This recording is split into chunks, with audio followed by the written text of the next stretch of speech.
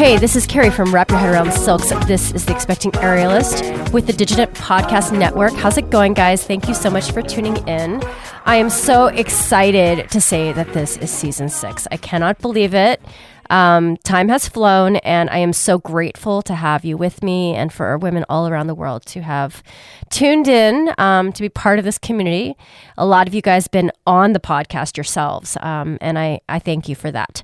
So what's going on this year? So I am about to announce, almost going to announce what's happening in June. I am just at the very end of finalizing details for our June 20th through 27th week-long vacation retreat. So I like to train hard, play hard on these retreats, and I'm so excited to give you guys details. Keep your ears open for that. And if you are in need of an online course anywhere you are in the world, I have a beginner to intermediate silks course that covers everything. And I have an aerial rehab course meant for those coming back from injury, surgery, or pregnancy. It's supposed to be the step between PT and going back to your favorite aerial class. So I'd love to have you there if you want to check that out. And I'm so excited to get into the guests this year. Well, let's learn more about how our bodies go through this amazing transformation through motherhood and how we deal with the after effect. The after, which I am in right now with my 6-year-old. All right, my friends, let's get started. Can I tell you that you're like the most stylish chick ever? I love it. Oh my God, thanks. You are. I just burst an eye blood vessel though. You what? can't see. Yeah. How? My kids, I don't know. It was a stressful day at work today. Oh. And then I haven't been getting much sleep since I've been back from Vermont. And so I don't know. That just happened. But I was like, oh, let me see if I'm presentable. Like when you're ready when you are, I looked in the mirror and I was like, oh. Wait, but you are always so much more stylish than me because your hair is inherently stylish. Oh, yeah, the hair does it, right? It does it. It 100% does it. I have the best Japanese hairstylist. But it's not that she's just the best stylist. It's that you want this haircut because it would take so many balls for me to cut short bangs like that. Oh, yeah. This has been me for a long time. It's kind of and then one time I had another hairstylist that was like, oh, let's try, sexy long bangs. And I was like, no, I can't do it. So you guys. Oh, wispy. And I was like, no, that's not me. Jean has the awesomest accent. Oh, yeah. She does. Okay. So Jean, if you would introduce yourself to this pretend audience that you don't. Yes, my love. I see it. Okay, you know what? The whole point of you sitting here is you cannot bother me. Go over there. No. Yes. No. So I know the audience isn't here, but they'll hear it later. Please introduce yourself, where you live, kind of what you do during the day, a little bit about your aerial practice, and then we're going to jump in. Okay. Well, I'm Jean. My last name is Uy, which no one can pronounce. But I'm from Singapore. And I now live in Brooklyn via Ohio and LA. So very similar tracks. Not really, but well, yeah, the Ohio and the LA part, yeah. Yeah, when I was really young, I announced to my parents that I was moving to the US. And so my father has a sister who lives in Ohio near Cleveland. And so he sent me there, which wasn't quite my Wait, how old were you? Huh? How old were you? I was 17. Okay. Jean, did we have this conversation? We did not, because I'm like, was I drinking too much during this conversation? I don't remember it. That's a very, very high probability as well. So no, we didn't have this conversation. Okay, so your parents said yes. They said yes. So I went to university for architecture. Yes, in Cleveland? No, at Kent State. Do you know Kent State? Yeah, of course. I'm from Ohio. I know all of the college. Yes. Yeah, and so from that, it was a very awakening, I would say, experience. I was this naive, optimistic, happy-go-lucky kid, and that completely changed through my awakening there. I was like, oh, okay. You experience everything that you didn't expect. Okay, but wait, because honestly, turn it down. naive. I would think to myself, girl from kind of where Kent University is, like Ohio, would be naive, and you would be like the sister across the world who's like worldly because you live in Singapore and you were raised in like this modernized city. Are you kidding me? I would like totally flip that. Naive as in I thought people were progressive, right? Oh, no. No. So I had my eyes open. I was like, wait, this is not what I thought I was coming in for. But that was the condition. The condition was, yes, you can move to the US, but you got to be close to family. Okay. Which in hindsight, for a 17-year-old, yeah, that was a good thing. Okay, so this was your auntie or uncle? My auntie, yes.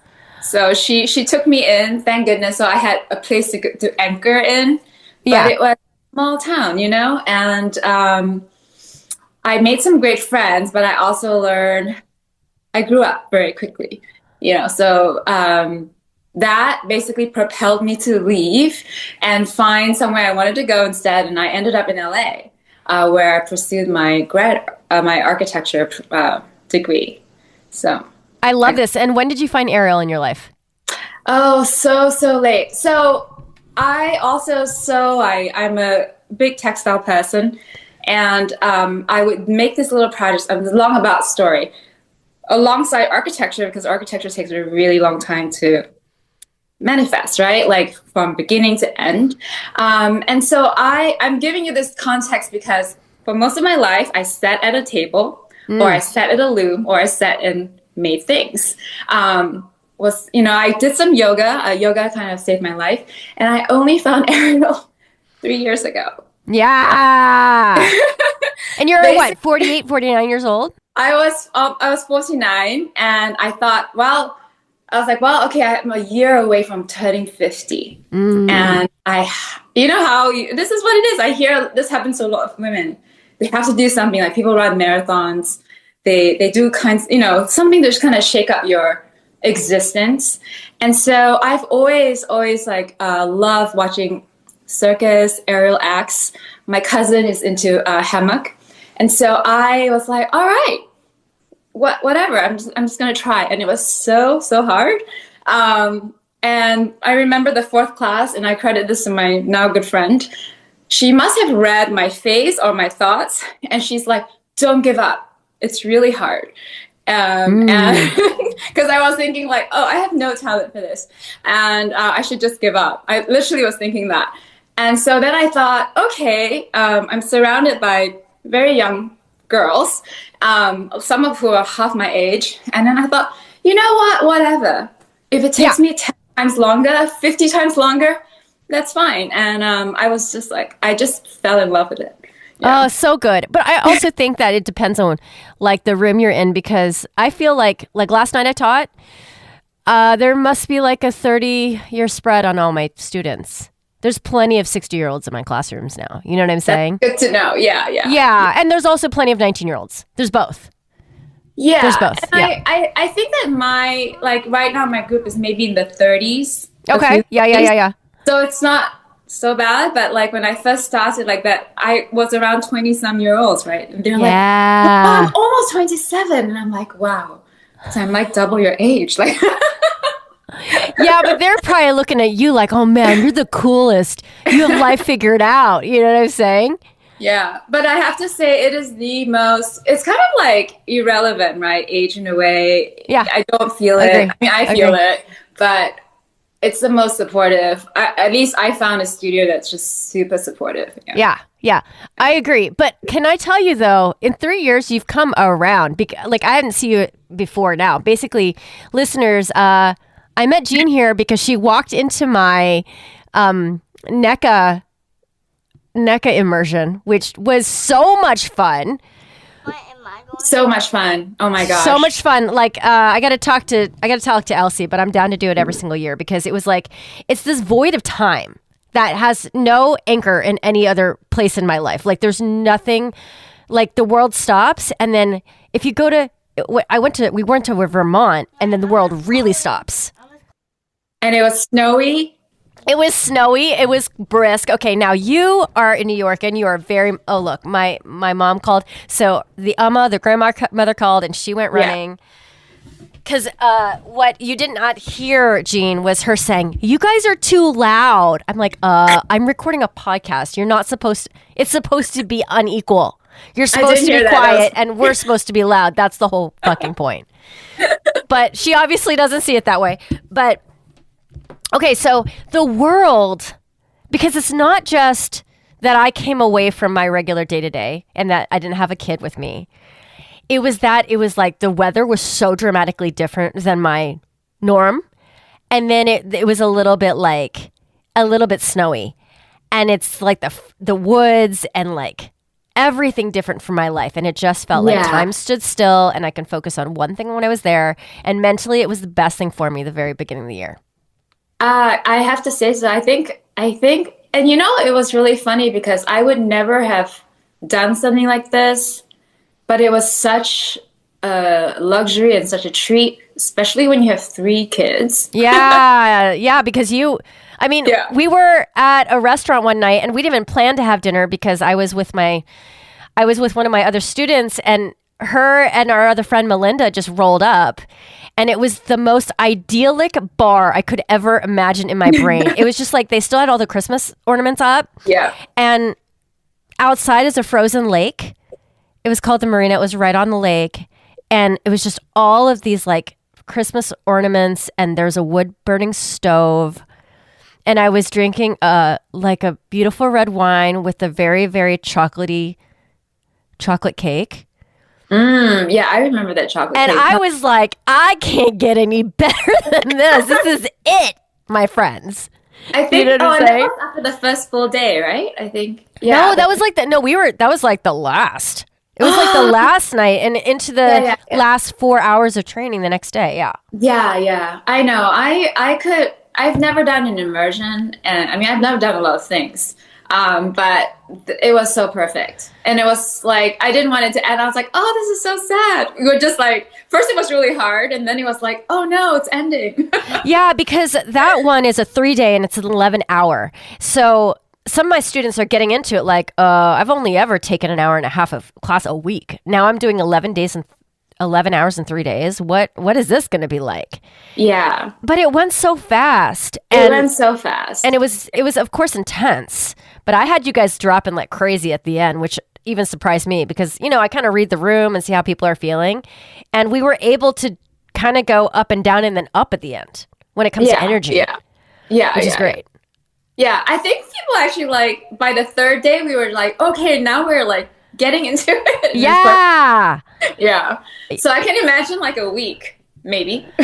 Well, you know, I'm thinking a lot about that because I'm right now like pinning down. And listeners, this is actually, Jean, this is the first episode of season 6. I just go chronologically, and this is the first one I'm recording in January. And I'm right now nailing down what I cross my fingers. I'm going to say this out loud because I want to manifest it completely coming true. But Miami in June. So a week-long train hard, play hard, like vacation in Miami. And I think exactly that. Like, I feel like 3 days, you feel like it's going to be long, but then it goes so fast. And then you're like in the middle of it and then you leave. Yeah. That's how it felt. Yeah. I feel like the first day, which was the first 3 hours, you're kind of getting a bearing on where everybody and who everybody is. Yes. And what the skills levels are. I will say I definitely felt intimidated the first night because it's like, oh, I don't know anyone. Yeah. You came in, you didn't have any friends with you. Some people came with friends. I had at least 2 students who had taken from me before. So yeah, it's a little bit like, I don't know you. I don't know any of these people. But then now we have a new group of friends. Yeah. And they're so, it was amazing. Definitely the best way to start a year off, I think. I think it's also brave. I mean, you're a mom of 3. You're like, oh, fuck this. I'm just going to go randomly to Vermont. And now we have a relationship, so it won't feel like that ever again. But unless you decide to go take somebody else's workshop. But so I met Jean, and very quickly I was like, you are my sister from another mother because there's a kindred spirit. There's something happening there. And then she told me a little bit about her life, and she's got these 3 kids and what it is to be a working mom and then what it is to bring an aerial practice into your life that kind of balances it, but then also makes it hard because aerial is time consuming, you know? Yeah. And she's an architect. She's got this serious job, and she's got this family to take care of. So I was like, Jean, come on, because, the expecting aerialist, I do a lot of interviews, prenatal, postpartum, with the women who are just having their babies, because so many of the audience, they are like, what's this going to be? I want to know more going into it. But then there's the after. Then there's the balance of life. And listeners, for an update, Bean is now 6. She is going into her second half of kindergarten. And by the way, Jean, I'll tell you, this is the update. I decided a week ago to go full-time at one of my jobs. Wow. Yeah. So the upside of this job, and I'm very grateful for it, is because full-time can be 30 hours. I don't have to pull 40 hours at that job to make it full-time and to get benefits and everything. It's great. Yeah. And the reason why I decided to do it at that time was twofold. It's because we lost insurance, affordable insurance for our kid. Which is not acceptable. Like, if I'm uninsured or if he's uninsured, that's one thing, but not our kid. Yeah. It was going to cost like $800 to $1,000 a month to just pay for her insurance, not even ours. That's crazy. It's crazy. Like, it's not even like... Yeah. It's crazy. It's crazy we pay our own insurance too, because we're both, you guys are architects. You guys are independent contractors. Yeah. So it's really a thing to have to work around. So, and then also, sadly, I'll talk about this more as episodes go by. I'm part of this Pilates team. There's about 8 women on it, and one of them just lost her husband this week. He died suddenly. And so I knew I was going to be in, like, to help the team cover and, like, service our clients. Yeah. And I was like, you know what? Fuck it. I can do this. Me and my partner and my Bean, I can go full-time. Yeah. So I'm full-time at one job, and I'm still an aerial coach at nights and weekends. Yeah. So, Jean, it's a very full-ass situation right now. Yes, it is. It's a lot. Okay, but you've been living in this full-ass situation for a long time because you've always worked full-time. Yeah, it's kind of and now I have so many different hats too. Because I also we have a studio rental that we we rent a photography studio. You do? Okay. Yeah, and so I think the definition of full time has changed, and it took me a while to like settle in. But it's really just making things work. It's never, and it changes from week to week. Because if you have kids get sick. Yeah. Other things happen, and then when you run your own business, lots of things happen that you can. So it's just really, I mean, if anything, I think like flexibility and just like breathing through it all. But aerial really helps. I injured myself last week, and Wait, back up. This is new to me. Yes, it's horrible. That's why I didn't think of. So I went for this. I went for a workout, and it was last Thursday. I was trying to workshop my new act, and went great. Stepped outside, my ankle gave way on the sidewalk. Oh shit! Like it's always something like that. There's nothing. I know. People think it's so. They're always like, "Oh, aren't you gonna fall? Are you gonna be okay?" Like I get all these messages. Right. No, and you're totally just gonna trip on the sidewalk and hurt yourself. And it's yes. Yeah, it's like one time I tripped over a yoga mat and somehow managed to like hurt my foot. But this was awful because 1 year ago, I did the same ankle, and it's in the same boots, and it folded like 90 degrees. Oh my God, so because painful. I stepped into a crevice. But this one, same fold, but I fell on it. Like my body fell on my foot. Oh my God, so the tendons and the ligaments are just like strained and stretched. Yeah, so I couldn't move. And then my son had a performance the next day, so I had to like walk. I probably shouldn't have done that, but I had to. He was performing, so I had to go see him.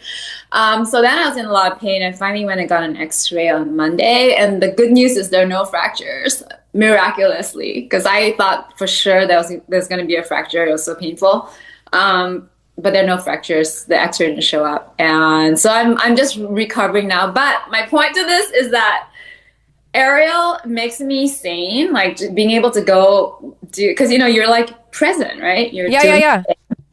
And we talked about this. Whatever emotions you had or frustrations kind of evaporates while you're in the air.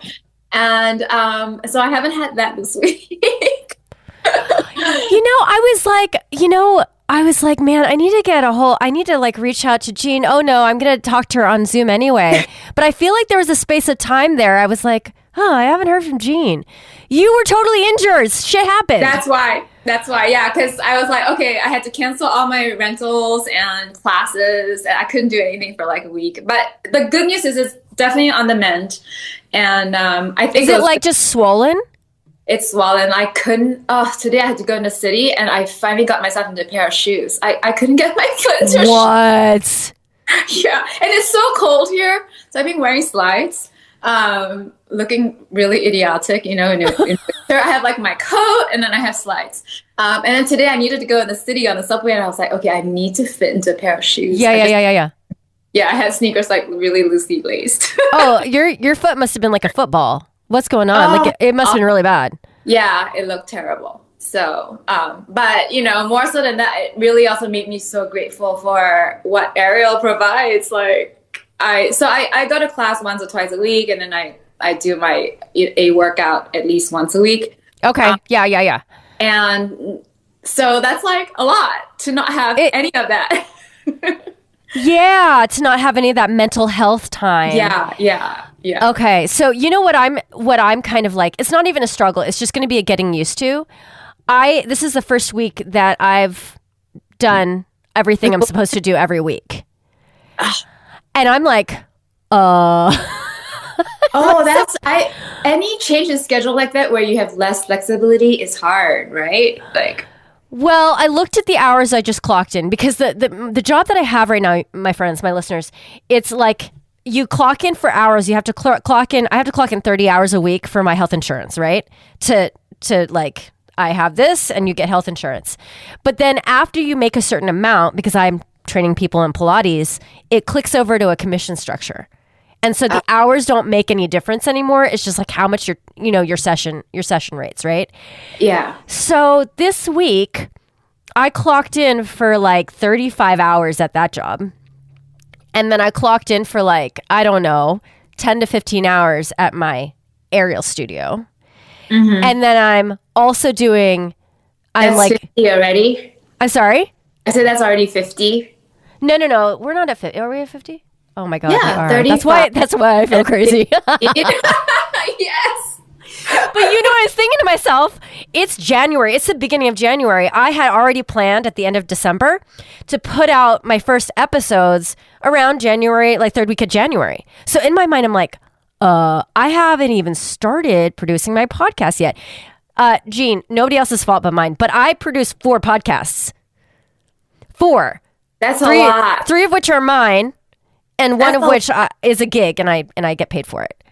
Oh my gosh, Carrie. I know, but it's like I made all these decisions before I needed healthcare for my kid, and okay. So I am going at it in such a way that, like, in my mind, the first thing is my life balance. Yes. But really, at the end of the day, there's a lot more money in it for me. I just don't think of it that way because the thing that's really like messing me up is like, am I capable of this on a regular basis? Yeah. To do what I've laid this out, because it's the job. It's my kid, which is a job. And then I have 4 podcasts to produce. And then I have like my online business. So my friends, the other podcast that I have that you guys listen to potentially, because it's on the same feed on Thursdays, is the Artist Entrepreneur. And me and Noah and Amanda are going to talk about this to death, because this is supposed to be the most productive time of my life if you look at the trajectory of my life. We're like, I'm right around 50. I'm 48, 49, 50. Mm-hmm. And at some point you retire, but I have not like you, Jean, because you've been working in the corporate world all this time, but I decided to be an artist, and therefore I have been prolific in creative ways, but I have not been prolific financially. So this podcast is just like therapy for me, by the way. Jean, you're just my therapist right now. Okay, so you're my therapist, but no. So yeah, I was in kind of a structured paying job for a very long time. I would say 30 years. Mm-hmm. And so the last 5 years have been on my own. But I would say that it's not financial. It seems financially stable, but what you're losing is your time, right? So you have, even though it's creative for somebody else. Right. You're trading off your youth. Yeah, it's a trade-off. And I'm not stability. Sure. Yeah, and I'm not sure I would go back to that, because I think this is what happens in midlife. This is such greener grass, dude. I'm past midlife. But I was talking to my Trader Joe's checkout cashier today. They always are talky. It's amazing. I don't know if that's a part of their policies. How's your day going? And I was like thinking about it. I was like, I used to be so productive because I didn't sleep much. But now that I hit like perimenopause and the 50s, I have to sleep. And so that's the other thing that's really interesting that gets thrown in the mix. Your life gets more productive and full, and then you also have to sleep, that I actually didn't have to do before. Okay, girl, I don't know who you are because I've always had to sleep. You weren't tired? You just were not tired. I could exist on like 3 to 4 hours of sleep. And coffee. With coffee. But I did that for years and years and years. I'm probably paying the price right now.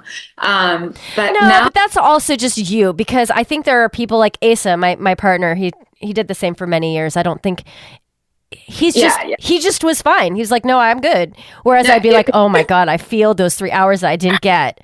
Yeah, it runs my family. My aunt, my dad, they all sleep like 4 hours a night. I mean, it's great when it comes to like if you need more time in the day. But Jean, here's my big existential question. And remember when you came on, you're like, what the fuck are we talking about? We talk about whatever the fuck we end up talking about. I have no idea what we're going to talk about. No, it's nothing to prepare. Just come on. I was like, no, it's just life. It's just balance. And like, you have the kids, you have your job. And this is so interesting to me that you say that, because I actually, at this time last year, was going through my huge existential crisis, which I think when I look back will be the crisis of the pre-50s, pre into 50-year-old Carrie, because I had not yet forgiven myself for choosing such an unstable path. Partially because, I'm raised and it's ingrained in me. So even after my parents and my sister and all these people stopped saying, wow, you made a terrible choice back then. But you feel it. I feel it. I feel it because it's in me. Yeah. It's in ingrained. Me. Yes, it's I made a shitty decision, and I have had that low lying in my mind and my body this whole time, but then also fighting it because I knew for me it was the only choice. Like me at 48 right now, if I hadn't become a dancer and I had done the path that I'm imagining for myself, and then I see all these TikTok videos of people dancing, and not just that, but of the professional ones on stage, and like I would be crying. I would be regretful to the utter maximum. There would be no, like, I know that about myself. But to choose to follow that, it just came with so many things that did not come to bite me in the ass until this decade. And I've had to deal with that. I am still dealing with that, obviously, because I want to talk about it. But for you, I mean, you say you might not choose that. It's like, it's so hard in this particular case because we only get one life. It's hard to go back and say, because the grass looks so green on the other side. It always does.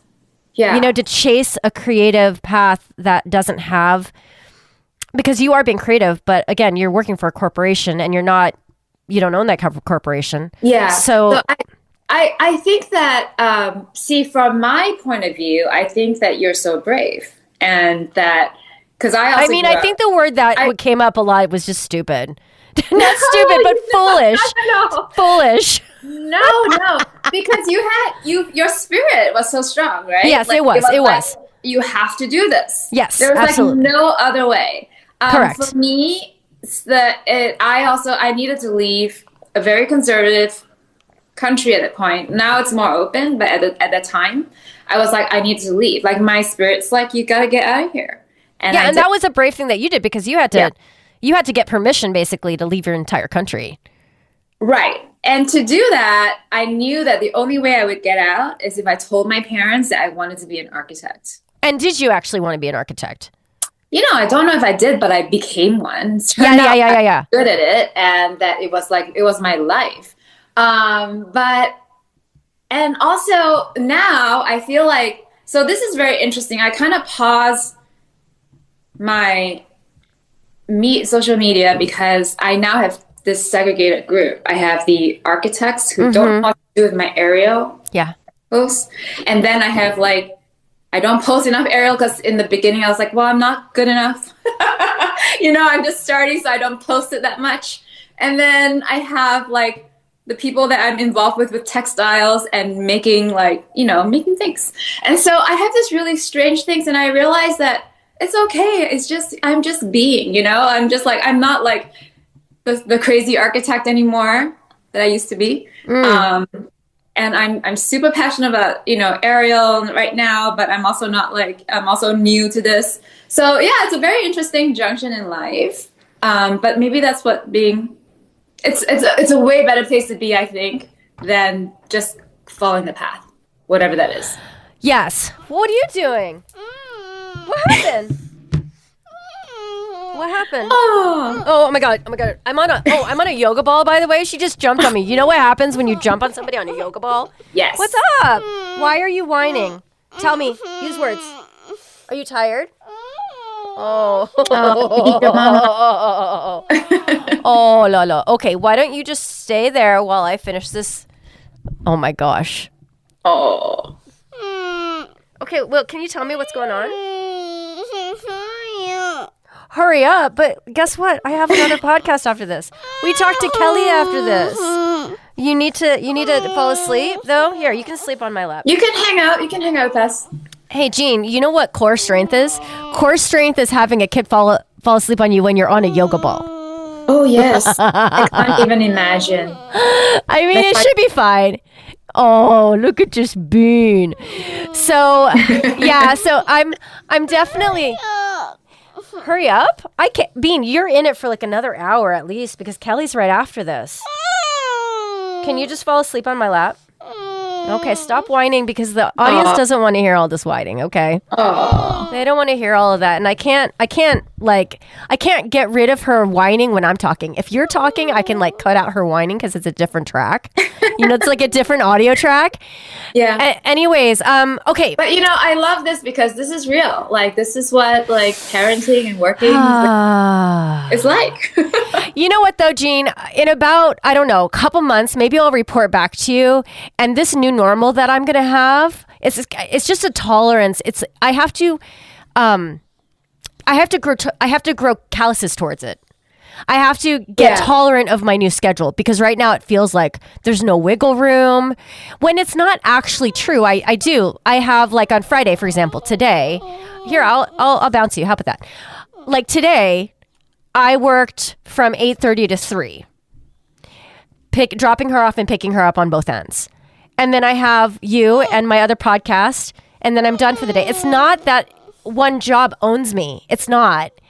But it's a yeah. Yeah, it's just that it goes from one to the other. And then when I'm in one, I cannot give any brain cells to the other. Yeah. Yeah. You know what I'm saying? I totally get it. And oh my God, did you toot on me? Oh, she crop dusted me, you guys. Oh, I'm so used to this. I never ever drive home without one of my kids doing that in the car. But you know what? She's just getting back to me because I do it to her all the time when we're in the bed, and I put the blanket over her head, and she's like, "Oh my God, oh my God." You deserve it. Yeah. You know what I think it is? It's not so much that it's a lot or not little. It's just having having enough time to decompress between things. Yes. And as you get older, time becomes super valuable. So it's not about like whether you can do this load or not. And it's just that intensity, and then having enough time for yourself, enough space. It doesn't have to be a lot of space, but you need it, right? And I think that's really what it's like. For me, sometimes when it feels a lot, I just go, well, I get to do this, and I get to be with my kids, and I get to be, so the craziness and the compactness, but it allows me to do XYZ. So that's kind of how I navigate the madness. Well, I mean, yeah, for sure. For me, I'm just like, it's more worrisome of how I'm balancing it than like thinking about how much more money I'm going to make, which is substantially more. So I think that once that starts rolling in, I'll be like, oh, this is why people don't mind this work thing too much. Yeah. They're just, you're getting paid for it. But you're definitely having the right, mindset, because this is about balance, and there's no balance, in my opinion. I think there's no balance. I think it's more like just making things work for whatever the circumstances. I don't know anyone. Maybe some people have balance, but I don't feel like when you work for yourself, it's just which ball is up in the air at the moment. Up in the air. So like for you, is it just day by day? You're like, okay, I have 4 meetings, and then I have to do this, and then. Yeah, and then this day there are 10 things going on, and I'm just gonna get through it. And hopefully tomorrow. Yeah, I think I generally have a rough plan of what I think my week is gonna look like. Okay. And rarely does it ever pan out that way. Right. Yeah, I mean, there's obviously the kid pick up and the kid drop off. Those kind of like the steadies, and then my classes, I know for sure I'm gonna go to them. Is not negotiable. And that's kind of like the anchors. Everything else, yeah. You just did this. You just did the 6-7 hands. You know I that? know. I have a 9-year-old. Oh my God, it's everywhere. I'm like, what? If I would have gone back and said, okay, let me predict what's going to be cool to say, I would have been wrong. There's no way. How would you have come up with that?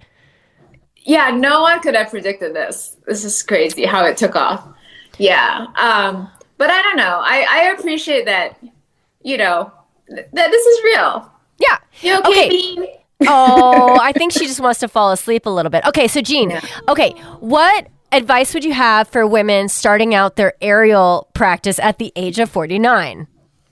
Oh, well, for sure, I think consistency is absolutely everything. And also, what did they say? Comparison is the thief of joy, right? Or something like that. Yes. So I definitely felt terrible for the first year. And I think what really upped it was when every year there's a student showcase. And I felt like, so I was turning 50 when the first showcase rolled around.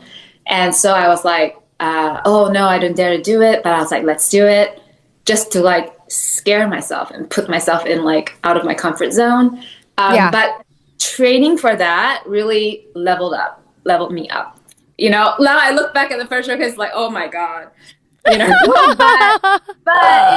it helped me. It put me in a place where it became regular, and there was a goal, and you were working on certain skills versus just coming to class and just learning a bit of this.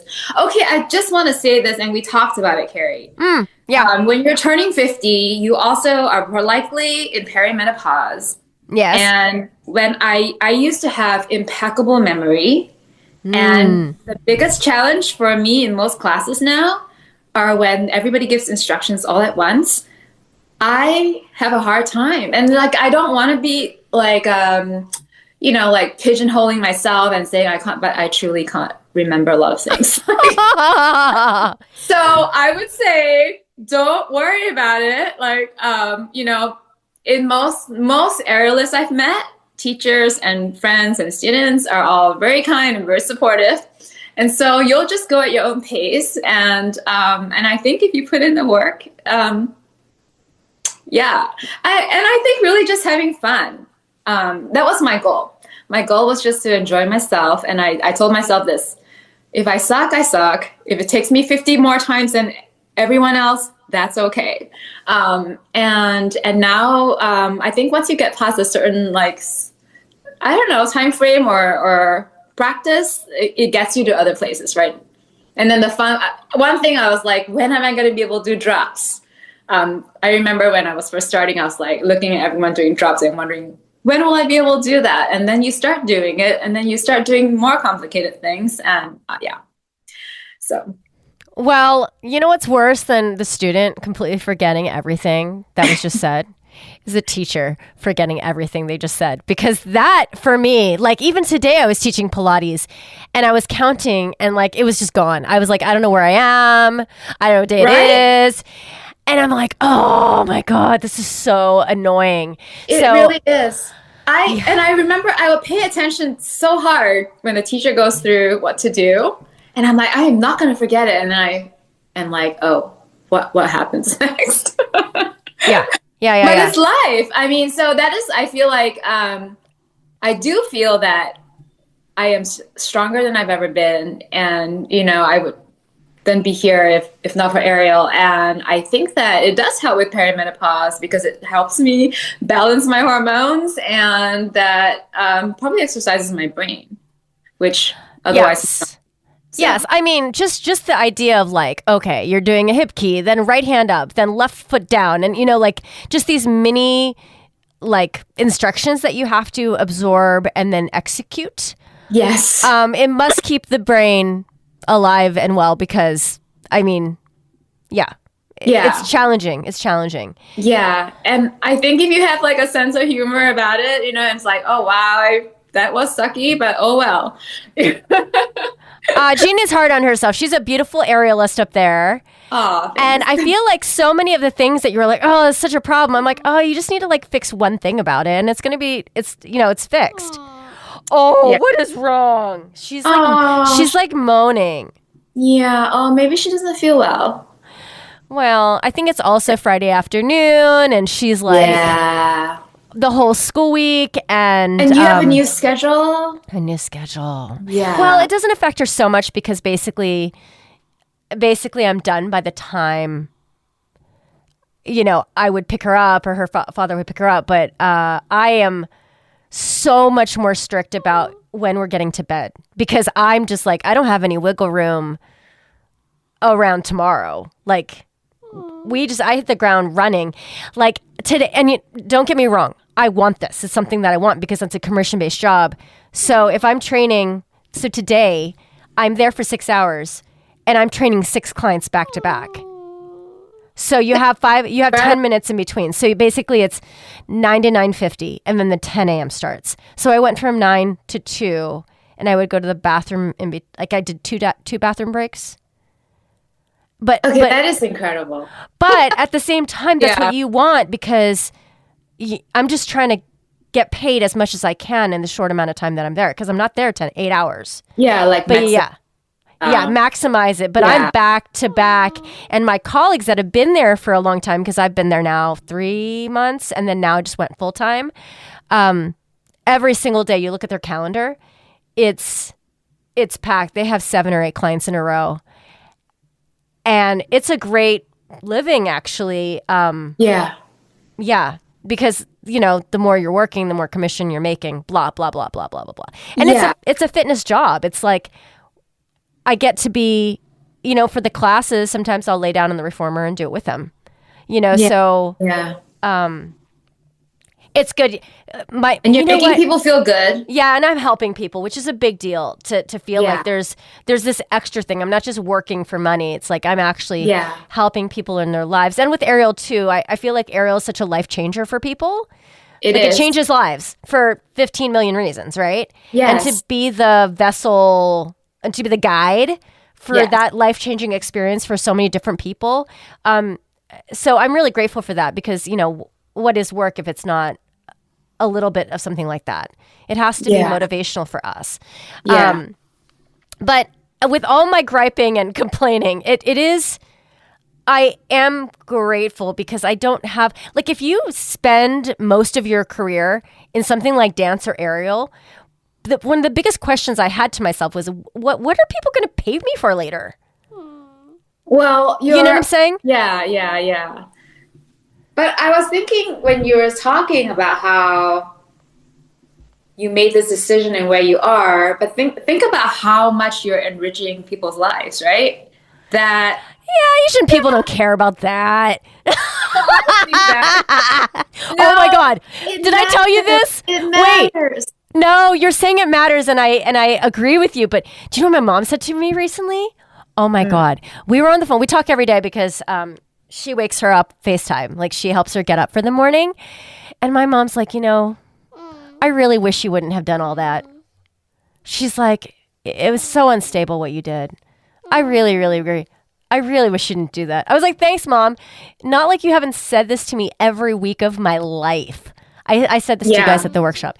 I was like, oh, you act like you've never said this to me before. You've been saying this with your facial expressions since I was 23 years old. What? Yeah. It's their paradigm, right? They can't. Yeah, they don't know how to get out of it. Of stability, like go to work, get a paycheck, come home. Yes. Well, and you were telling me a story of when you decided to leave the corporate world and work for yourself. That it was hard for your parents. Oh yeah. It was a shock. There was silence. My father didn't talk to me for like 14 months. But it's a shock to me too, because it's not like you're leaving to go join the circus. You're still doing architecture. No, yeah. Although that's my thing now. I'm like, I left because the circus was so much better. Jean, I think with your look, you could get you could totally get a job somehow. You're gonna.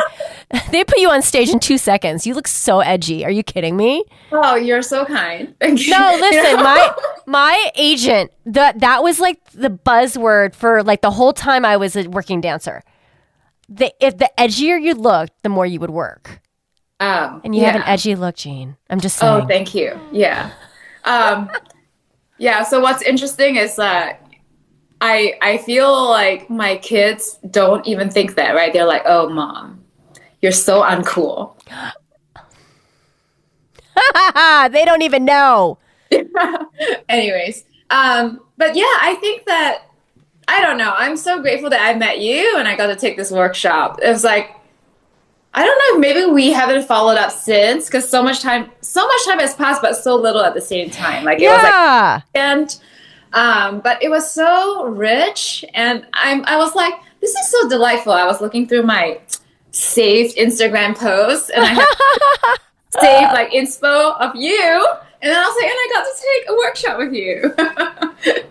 That was very it does feel like it was about a bazillion years ago, but today is January 16th, I think. Yeah. It was only literally 12 days ago. Yeah, unbelievable. Or something. It feels like a whole lifetime ago. Yes. Yeah, because life is busy, and like we all got back to real life. But yeah, thank you for that. So now Jean, sister from another mother, and then I'm gonna do my darndest to talk her into doing another immersion with me somewhere because you don't have to convince me. It's just, although I have to say that January timeframe is excellent. Yes. June's gonna be pretty tough because of kids. New York kids get out at the end of June. Yeah. Oh my God, those kids must be hot and in their classrooms for like 2 weeks, and they're like, when are we done? Yeah, and you know how parents have to be involved with everything. So the last month of school is my God, I it's can't so even hard. leave. It's so hard. Yeah. This picnic, that celebration, that art show, yeah. whatever. So but I'm totally doing another immersion every year. Every time I can. I'll talk to Elsie and get that on the schedule because I feel like it is just like such the perfect situation. Jean, I'm so happy to introduce you to this audience because in general, I have some friends that come on this podcast more just because I want to talk to you. And you'll be one of those because I feel like this podcast is very much evolving with me because it's now, like the last episode I did was about a woman who was just about to give birth to her baby. So we're still going to do plenty of that. And I'll have people talking about pelvic floor and diastasis recti, all this stuff. But I feel like as we grow as a community, we need to talk about having a life balance. And that is a conversation that will continue because there's no one fix. There's no one conversation. Yeah. And it changes every year. Yeah. With all the different circumstances. But, well, thank you for having me. face. Yes. And we'll talk soon. Okay, sounds wonderful. Jean, have a wonderful weekend. You too. Okay. Thank you, Bean, for sharing your mama. She is not happy. It's okay. We got another one to get through. Okay. All right. I'll talk to you later. Right. Talk to you soon. Okay. Bye. Thank you so much for tuning in today. If you would smash the 5 stars and leave a review, it means the world to me. It's so important for the algorithm, etc. If you get a chance to listen to The Artist Entrepreneur, it's on this feed on Thursdays. It's me, Noah Doc, and Amanda Ritchie talking about having our artistic businesses and balancing everything. It is probably maybe the funnest hour of my week with my friends, and I hope you enjoy that as well. So check that out, and I will see you guys next week. If you want to be on this podcast, reach out. I'd love to talk to as many of you as I can. All right, my friends, have a great day. I'll see you next time.